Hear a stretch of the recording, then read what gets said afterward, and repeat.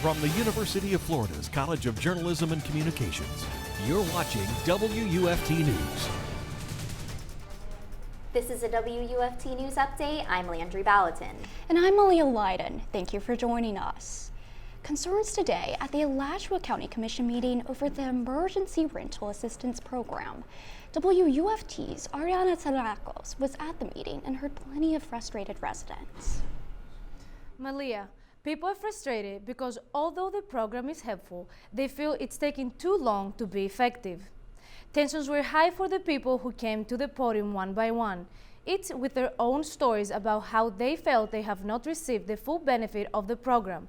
The Emergency Rental Assistance Program, or ERAP, started as an answer to help people struggling with rent and utilities due to the pandemic. The money is sent directly to the landlords and the utility companies. Several of the renters say the payments took too long to get to the landlords, so they had to find other living arrangements. This is a people problem, this is a housing problem. And without being in our house, we are stressed out. I work remotely, so I'm living in the same house that I'm being evicted from. County Commissioner Ken Cornell says the program isn't perfect and it will continue to run until funding is exhausted. One person sent 3 people to read their statement to ensure it was heard. Landry. 2 brothers in South Florida might have just broken a world record after successfully flying a plane while blindfolded. Parth Panchal and his brother Viam staged the flight at Miami Executive Airport on Sunday. It's a goal they've been chasing for years, inspired by folklore about a king who could shoot arrows blindfolded. Parth's brother became his eyes in the sky, giving verbal commands but not touching the controls. They created a code and practiced for months, but training came with challenges. One is like a physical and one is like a psychological. The more challenging is the psychological. The first is fear. That your eyes are closed and now you're gonna fly an airplane. He's giving me verbal command, but I don't know where I am.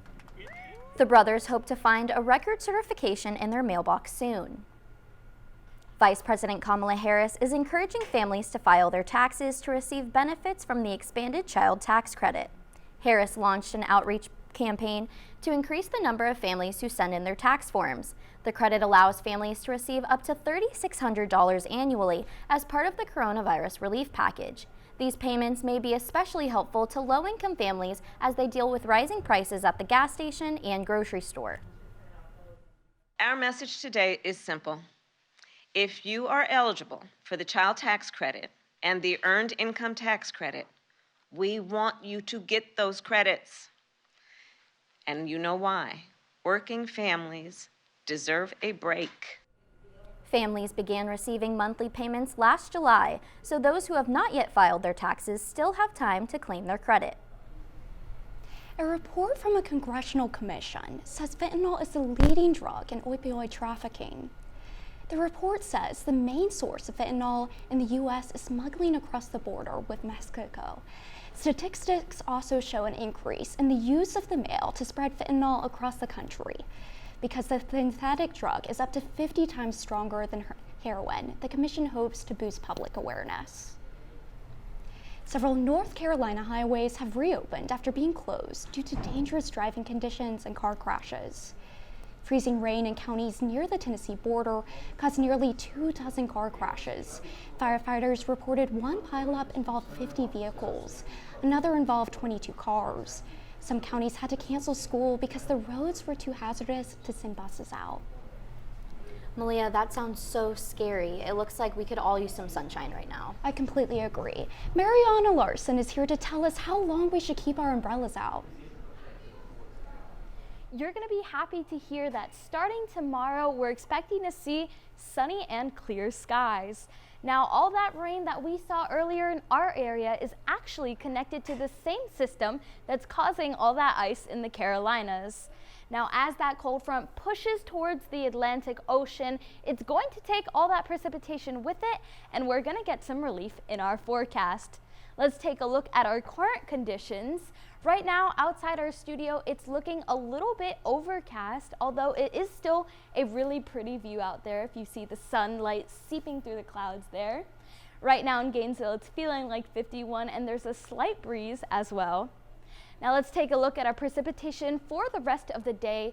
Now by dinner time, most of that precipitation is going to be past us, but throughout the night we can still expect to see some pop-up showers in our area. But by tomorrow morning, all that precipitation and that cloud cover as well is going to be past us, and we're gonna finally see those sunny skies.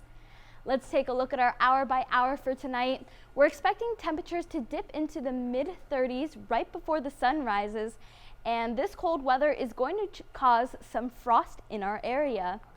Now, as you can see, we are expecting frost to be along the I-10 corridor and also west of I-75. So if you live in cities such as Lake City, Live Oak, Cross City, and even Jacksonville, keep an eye out for those frosts come tomorrow morning. Looking into our day planner for the rest of the day, in the afternoon we're expecting temperatures to rise just a little bit, and we're also expecting small breezes as well, and highs will reach the mid-60s. Let's take a look at our 6-day outlook. Temperatures are going to increase into the weekend, but as a cold front passes us early Sunday, we are going to see temperatures drop again and also a small chance of rain. Now, on to sports. Welcome to sports. I'm Jason Bennett. The Gator men's basketball team prepares to host Georgia tomorrow. Florida's riding a 3-game winning streak, entering Wednesday's game all on comeback fashion. This is the first time these two teams have met this season. The Gators are currently in 6th place in the SEC while Georgia's last, but the Bulldogs come off their best performance this year when they almost upset #1 Auburn this past weekend. The Gator women's basketball team has been on an impressive run, defeating 2 ranked opponents and entering this week's poll at number 19. Interim head coach Kelly Ray Finley joined sports team with Steve Russell to discuss the Gators' latest success. I knew that we would get maximum effort every day, and sometimes that results in wins and sometimes it doesn't, right? And this is how I thought that this team would compete. If you asked me, did I think we would, accumulate this many wins? I'm not sure, right? But I don't think that, wins are necessarily the culmination of a lot of hard work and buy-in. I think that that's always who we've been, and that's who this group of young women has been, and been steady in that all along the way. The Gators take on Mississippi State on Thursday. In local high school hoops, boys district tournaments continue all across the area, including Buell's boys basketball team, who takes on Columbia High School tonight at 7. The regional tournaments will begin all throughout Thursday. Among the other district games, PK Young takes on Trinity Christian Academy, Eastside plays Denellen, and Union County takes on Fort White.